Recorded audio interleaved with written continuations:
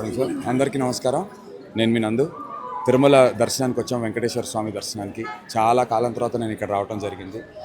And ఇక్కడికి వచ్చిన తర్వాత నేను గమనించింది ఏంటంటే, ఏర్పాట్లు కానీ ఇక్కడ కొత్త సిస్టమ్ ఏ రకంగా అయితే సామాన్యులందరికీ ఖచ్చితంగా దర్శనం కలిగేలాగా, ఇబ్బంది కలగకుండా సామాన్యులందరూ వచ్చి దర్శనం చేసుకునే దానికి వీలుగా చేసినటువంటి కొత్త ఏర్పాట్లు నిజంగా అద్భుతం అనే చెప్పాలి.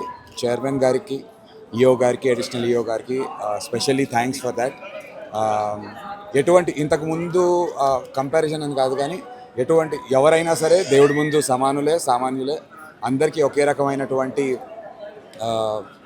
ప్రయారిటీ ఇవ్వటం, అందరికీ ఒకే రకమైనటువంటి ఈక్వల్ ఫెసిలిటీస్ కల్పించడం అలా చేస్తున్నారు. కాబట్టి చాలా చాలా సంతోషం. అండ్ నా చేతిలో చూస్తున్నారు కదా, ప్రసాదాలు అద్భుతంగా ఉన్నాయి. వచ్చినప్పుడు ఖచ్చితంగా ప్రతి ప్రసాదం తీసుకునే ప్రయత్నం చేయండి.